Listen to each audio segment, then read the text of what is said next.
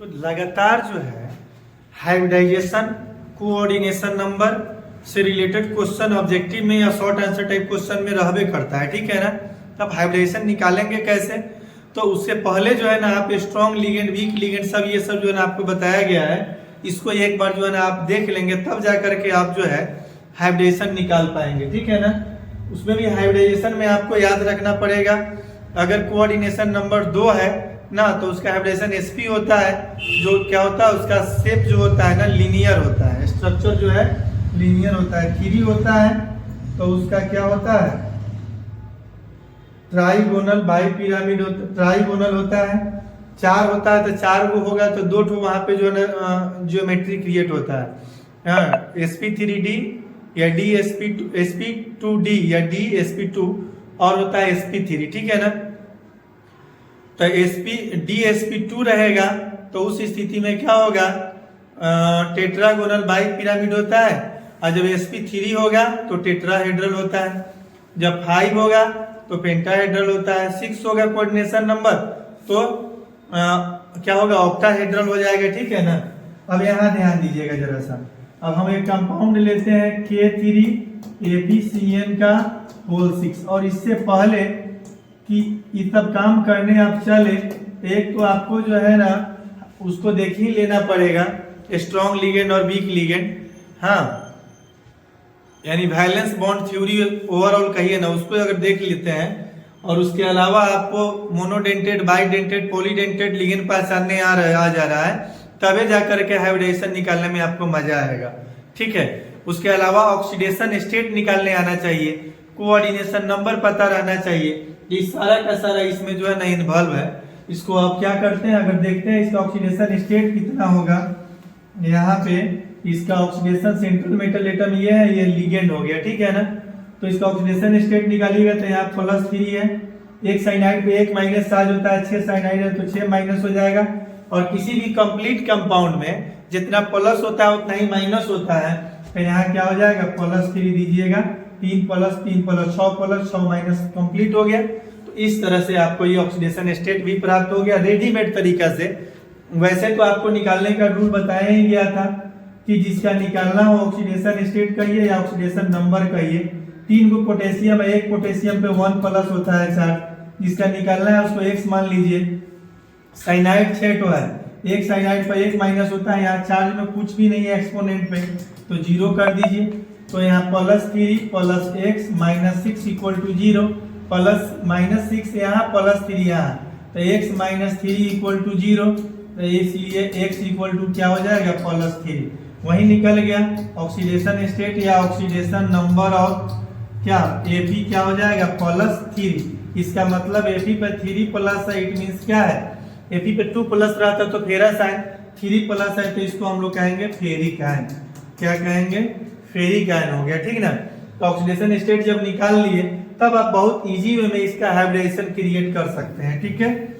अब लीजिए पूरा कंसंट्रेशन बनाए रहिएगा, बहुत ही खूबसूरत और लाजवाब टॉपिक है जो बेहतर से बेहतर आप लोगों के कंसेप्ट को क्लियर कर पाएगा ये टॉपिक, ठीक है ना। अब यहाँ क्या हो जाएगा फेरिक आयन है, Ap पे क्या है 3+ है, केवल फेरस आयरन रहता तो इसका इलेक्ट्रॉनिक कॉन्फ़िगरेशन हम लोग क्या लिखते हैं 1s2 2s2 2p6 3s2 3p6, ferrous 26 number पे होता है, 4s2 और 3d6 हो जाएगा, ठीक है ना।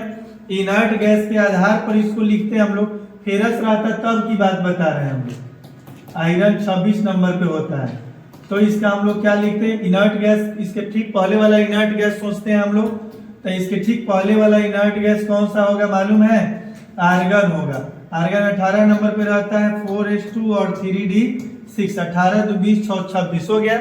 लेकिन फेरिक आयन है, Ap पे 3+ चार्ज है, तो Ap पे 3+ है, इट मींस जो है ना 3 ठो इलेक्ट्रॉन का त्याग हुआ है, और 3 ठो का त्याग हुआ है तो पहले इसको आप क्या कीजिए सजा दीजिए।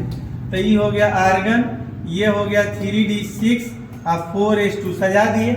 लिखने के बाद सजाना है क्योंकि आपको पता है अब वायु के सिद्धांत को फॉलो करता है इलेक्ट्रॉनिक कॉन्फ़िगरेशन, ठीक है ना। जैसे जैसे ऑर्बिटल का ऑर्बिट का एनर्जी बढ़ता है वैसे वैसे इलेक्ट्रॉन बढ़ता है, तो पहले 4s में बढ़ता है तब 3d में बढ़ता है, क्योंकि 4s का एनर्जी कम होता है 3d की अपेक्षाकृत, है कि नहीं। तो अब लिखने के बाद इसको हम लोग सजा दिए, क्योंकि यहाँ से इलेक्ट्रॉन लॉस कराना है। तो इलेक्ट्रॉन को जब यहाँ से लॉस कराइएगा तो क्या हो गया, यहाँ आर्गन हो गया, 3d हो गया, 4s हो गया, ठीक है ना। तब यहाँ 4s से 2 इलेक्ट्रॉन निकलेगा तो यहाँ 0 हो जाएगा। 3d6 है, 1 इलेक्ट्रॉन यहाँ से निकलेगा, जब यहाँ से नहीं 2 प्लस होता है ना तो सिर्फ यहीं से निकालते हैं, 3d6 रह जाता। लेकिन एक और लॉस कराना है तो 3d5 हो जाएगा, ठीक है। ये हो गया इलेक्ट्रॉनिक कॉन्फ़िगरेशन Fe पे 3 प्लस वाले का, यानी फेरिक आयन का, ठीक है। फोर्थ ऑर्बिट में घुसे हैं तो 4p भी होगा, वहां 4d भी होगा, वहां 4f भी मिलेगा, ठीक है। अगर आपकी सिस्टर 3 दियादिन है, अगर आपको तीनों दियादिन में जो है ना झगड़ा हुआ है आपस में, आंगन एक ही जो है, घर एक ही जो, आप वहां जाते हैं रक्षाबंधन के दिन, आप अपने दीदी को प्रणाम करते हैं, आपको भी पता है कि आपस में उस सबका झगड़ा हुआ है, मुंहा फुली हुआ है, लेकिन जो है अगर आपके सामने मिल जाती है तो आप उनको अवॉइड नहीं कर सकते। अगर संस्कार ढंग का होगा तो आप उनको भी प्रणाम करते हैं, ठीक है ना, ऑब्वियसली। उसी तरह से यहाँ 4s में चूंकि घुस गए हैं तो वहाँ 4p भी मिलेगा, 4d भी मिलेगा, 4f भी मिलेगा, क्योंकि जितना ऑर्बिट उतना ही सबसेल। वो फर्स्ट ऑर्बिट में एगो सबसेल होता है s, सेकेंड ऑर्बिट में 2 होता है s और p, थर्ड में s और p और d तीनों होता है, फोर्थ में s p d f चारों सबसेल होता है, ठीक है ना। तब यहाँ d के लिए 5 ऑर्बिटल होता है, 5 ऑर्बिटल हम लोग यहाँ डाल देंगे।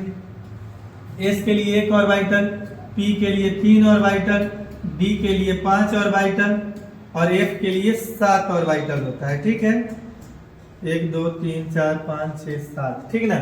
अब इसमें इलेक्ट्रॉन, आपको तो पता है इलेक्ट्रॉन जब भरना प्रारंभ करता है तो हुंड के रूल को फॉलो करता है, ऑर्बिटल में इलेक्ट्रॉन पहले एक एक करके बढ़ता है, फिर बाद में जोड़ा बनाना प्रारंभ करता है, ठीक है।